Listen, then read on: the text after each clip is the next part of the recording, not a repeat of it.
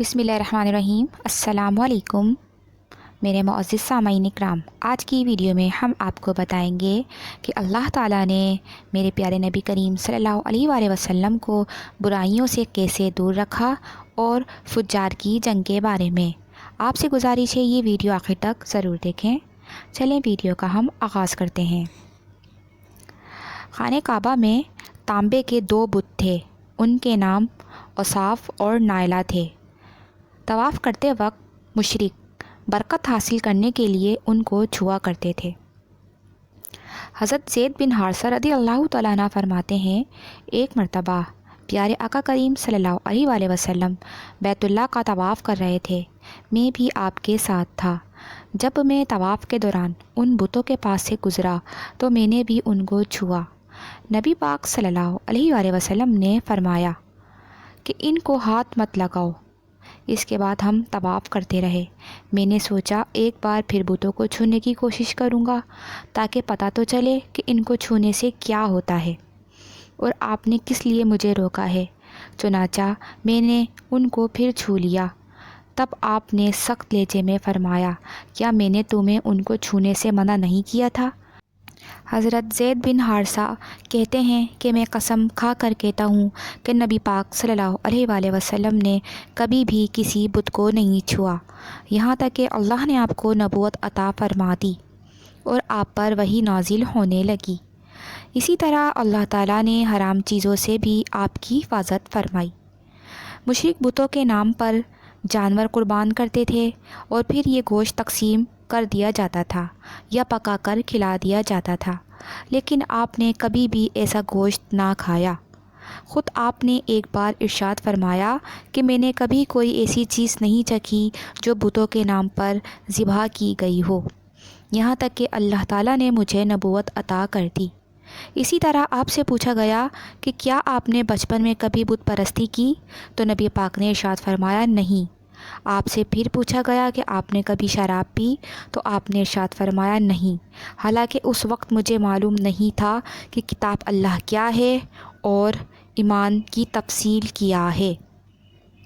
آپ صلی اللہ علیہ وآلہ وسلم کے علاوہ بھی اس زمانے میں کچھ لوگ تھے جو جانوروں کے نام ذبح کیا گیا گوشت نہیں کھاتے تھے اور شراب کو ہاتھ نہیں لگاتے تھے۔ بچپن میں آپ نے بکریاں بھی چرائیں۔ آپ مکے کے لوگوں کی بکریاں چرایا کرتے تھے اور معاوضے کے طور پر آپ کو ایک سکہ دیا جاتا تھا۔ آپ فرماتے ہیں کہ اللہ تعالیٰ نے جتنے نبی بھیجے ان سب نے بکریاں چرانے کا کام کیا۔ میں مکے والوں کی بکریاں قراریط یعنی سکے کے بدلے چرایا کرتا تھا۔ مکے والوں کی بکریوں کے ساتھ آپ اپنے گھر والوں اور رشتہ داروں کی بکریاں بھی چرایا کرتے تھے۔ پیغمبروں نے بکریاں کیوں چرائیں، اس کی وضاحت یوں بیان کی جاتی ہے کہ اس کام میں اللہ تعالیٰ کی زبردست حکمت ہے۔ بکری کمزور جانور ہے، لہذا جو شخص بکریاں چراتا ہے اس میں قدرتی طور پر نرمی، محبت اور انکساری کا جذبہ پیدا ہو جاتا ہے۔ ہر کام اور پیشے کی کچھ خصوصیات ہوتی ہیں، مثلاً قصاب کے دل میں سختی ہوتی ہے، لوہار جفا کش ہوتا ہے، مالی نازک طبع ہوتا ہے۔ اب جو شخص بکریاں چراتا رہا، جب وہ مخلوق کی تربیت کا کام شروع کرے گا تو اس کی طبیعت میں سے گرمی اور سختی نکل چکی ہوتی ہے۔ مخلوق کی تربیت کے لیے وہ بہت نرم مزاج ہو چکا ہوتا ہے اور تبلیغ کے کام میں نرم مزاجی کی بہت ضرورت ہوتی ہے۔ عربوں میں ایک شخص بدر بن معشر غفاری تھا۔ یہ اوقاس کے میلے میں بیٹھا کرتا تھا، لوگوں کے سامنے اپنی بہادری کے قصے سنایا کرتا تھا، اپنی بڑائیاں بیان کرتا تھا۔ ایک دن اس نے پیر پھیلا کر اور گردن اکڑا کر کہا، میں عربوں میں سے سب سے زیادہ عزت دار ہوں، اور اگر کوئی خیال کرتا ہے کہ وہ زیادہ عزت والا ہے تو تلوار کے زور پر یہ بات ثابت کر کے دکھائے۔ اس کے یہ بڑے بول سن کر ایک شخص کو غصہ آ گیا۔ وہ اچانک اس پر جھپٹا اور اس کے گھٹنے پر تلوار دے ماری اور اس کا گھٹنا کٹ گیا۔ یہ بھی کہا جاتا ہے کہ گھٹنا صرف زخمی ہوا تھا۔ اس پر دونوں کے قبیلے آپس میں لڑ پڑے، ان میں جنگ شروع ہو گئی۔ اس لڑائی کو فجار کی پہلی لڑائی کہا جاتا ہے۔ اس وقت آقا کریم صلی اللہ علیہ وآلہ وسلم کی عمر 10 سال تھی۔ فجار کی ایک اور لڑائی بنو عامر کی ایک عورت کی وجہ سے ہوئی۔ ان میں بنو عامر بنو کنانہ سے لڑے کیونکہ کنانہ کے ایک نوجوان نے اس قبیلے کی کسی عورت کو چھیڑا تھا۔ فجار کی تیسری لڑائی بھی بنو عامر اور بنو کنانہ کے درمیان ہوئی۔ یہ لڑائی قرض کی ادائیگی کے سلسلے میں ہوئی۔ فجار کی ان تینوں لڑائیوں میں نبی صلی اللہ علیہ وآلہ وسلم نے کوئی حصہ نہیں لیا، البتہ فجار کی چوتھی لڑائی میں آپ نے شرکت فرمائی تھی۔ عربوں کے ہاں 4 مہینے ایسے تھے کہ ان میں کسی کا خون بہانا جائز نہیں تھا۔ یہ مہینے ذوالقعدہ، ذوالحج، محرم اور رجب تھے۔ یہ لڑائیاں چونکہ حرمت کے ان مہینوں میں ہوئیں اس لیے ان کا نام فجار کی لڑائیاں رکھا گیا۔ فجار کے معنی ہیں بے گناہ، یعنی یہ لڑائیاں ان کا گناہ تھا۔ چوتھی لڑائی جس میں نبی کریم صلی اللہ علیہ وآلہ وسلم نے بھی حصہ لیا، اس کا نام فجار براد ہے۔ یہ لڑائی اس طرح شروع ہوئی کہ قبیلے بنو کنانہ کے براد نامی ایک شخص نے ایک آدمی عروہ کو قتل کر دیا۔ عروہ کا تعلق قبیلہ حزام سے تھا۔ یہ واقعہ حرمت والے مہینے میں پیش آیا۔ برات اور عروہ کے خاندان کے لوگ یعنی بنو کنانہ اور حزام اس وقت اوقاز کے میلے میں تھے۔ وہیں کسی نے بنو کنانہ کو یہ خبر پہنچا دی کہ برات نے عروہ کو قتل کر دیا ہے۔ یہ خبر سن کر بنو کنانہ کے لوگ پریشان ہونے لگی کہ کہیں میلے ہی میں حزام کے لوگ ان پر حملہ نہ کر دیں اور اس طرح یہ بات بھی بہت بڑھ جائے گی۔ چنانچہ وہ لوگ مکے کی طرف بھاگ نکلے۔ حزام کو اس وقت تک خبر نہیں ہوئی تھی، انہیں کچھ دن یا کچھ وقت گزرنے پر خبر ہوئی۔ یہ بنو کنانہ پر چڑھ دوڑے، لیکن بنو کنانہ حرم میں پناہ لے چکے تھے۔ عربوں میں حرم کے اندر خون بہانا حرام تھا، اس لیے حزام رک گئے۔ اس دن لڑائی نہ ہو سکی، لیکن دوسرے دن بنو کنانہ کے لوگ خود ہی مقابلے کے لیے باہر نکل آئے۔ ان کی مدد کرنے کے لیے قبیلہ قریش بھی میدان میں نکل آیا اور اس طرح فجار کی یہ جنگ شروع ہوئی۔ یہ جنگ 4 یا 6 دن تک جاری رہی۔ اب چونکہ قریش بھی اس جنگ میں شریک تھے، لہٰذا آپ صلی اللہ علیہ وآلہ وسلم کے چچا آپ کو بھی ساتھ لے گئے، مگر آپ نے جنگ کے سب دنوں میں لڑائی میں حصہ نہیں لیا۔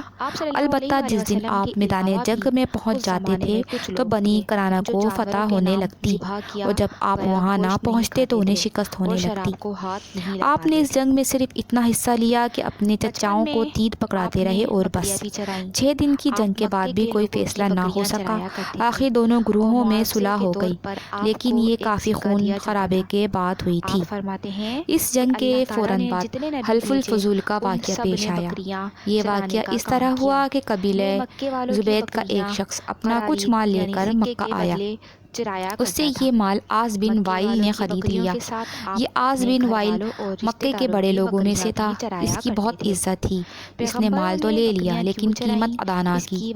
زبیدی اس سے اپنی رقم کا مطالبہ کرتا رہا، لیکن عاص بن وائل نے رقم ادا نہ کی۔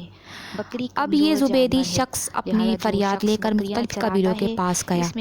ان سب کو بتایا کہ عاص بن وائل نے اس پر ظلم کیا ہے، لہٰذا اس کی رقم دلوائی جائے۔ اب چونکہ عاص مکے کے بڑے لوگوں میں سے تھا، اس لیے ان سب لوگوں نے عاص کے خلاف اس کی مدد کرنے سے انکار کر دیا، الٹا اسے ڈانٹ ڈپٹ کر واپس بھیج دیا۔ جب زبیدی نے ان لوگوں کی یہ حالت دیکھی تو دوسرے دن صبح سویرے وہ ابو قیس نامی پہاڑی پر چڑھ گیا۔ قریش ابھی اپنے گھروں ہی میں تھے۔ اوپر چڑھ کر اس نے بلند آواز سے چند شعر پڑھے جن کا خلاصہ یہ ہے: اے فہر کی اولاد، ایک مظلوم کی مدد کرو جو اپنے وطن سے دور ہے اور جس کی تمام پونجی اس وقت مکے کے اندر ہی ہے۔ اس زبیدی شخص کی یہ فریاد آپ صلی اللہ علیہ وآلہ وسلم کے چچا زبیر بن عبد المطلب نے سن لی۔ ان پر بہت اثر ہوا۔ انہوں نے عبداللہ بن جدعان کو ساتھ لیا اور اس آدمی کی مدد کے لیے اٹھ کھڑے ہوئے۔ پھر ان کے ساتھ بنو ہاشم، بنو زہرہ اور بنو اسد کے لوگ بھی شامل ہو گئے۔ یہ سب عبداللہ بن جدعان کے گھر جمع ہوئے۔ یہاں ان سب کو کھانا کھلایا گیا۔ اس کے بعد ان سب سے خدا کے نام پر حلف لیا گیا۔ حلف کے الفاظ یہ تھے: ہم ہمیشہ مظلوم کا ساتھ دیتے رہیں گے اور اس کا حق اسے دلاتے رہیں گے۔ اس حلف کا نام حلف الفضول رکھا گیا۔ اس عہد اور حلف کے موقع پر اللہ کے رسول صلی اللہ علیہ وآلہ وسلم بھی قریش کے ساتھ موجود تھے۔ میرے معزز ناظرین اکرام، اس سے اگلے واقعات آپ ہماری اگلی ویڈیو میں ضرور ملاحظہ کیجیے گا۔ اللہ حافظ۔ اگر یہ ویڈیو آپ کو پسند آئے تو پلیز اسے لائک اور شیئر کر کے ہماری حوصلہ افزائی بھی ضرور بڑھائیں۔ فجار شکریہ۔ کی تیسری لڑائی بھی بنو عامر اور